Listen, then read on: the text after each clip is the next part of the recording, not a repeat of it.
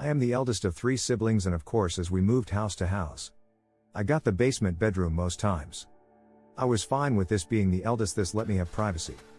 The last home I lived in with my family before I moved out on my own, I spent 5 years in the basement bedroom. Through those 5 years I experienced amazing night terrors and sleep paralysis on a very regular basis.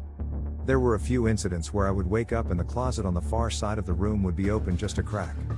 And I'd stare at it knowing I had closed it, and it would creak open just a touch more. Then after what would seem like hours, slowly close and click shut, not a slam, not a regular door close, a very slow methodical one, if that makes sense. On 2 specific nights I woke up, not suddenly like something jarred me, but just kind of rolled over, and at the foot of my bed saw a girl standing there.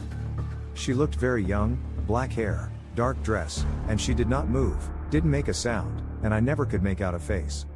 Both times I reverted immediately back to being 5 years old and hid my face under the sheets while my heart rate went full marathon pace. Eventually I would feel like it wasn't there anymore and I'd peek out and it would be gone. My parents are not believers in anything paranormal, and I never told them anything thinking they would think I'm crazy. I chalked it up to night terrors and extraordinarily realistic dreams during paralysis. I moved out and far away. My next sibling in line got the coveted adult room in the basement, and life went on. I had a few Christmas visits and other holiday runs, and at one point I remember going into that room to get a chair and seeing the closet door nailed shut from the outside. I didn't question it as I thought there's no way it's related to my experience. Not long after that, on another return visit home, I went and checked the door to that closet.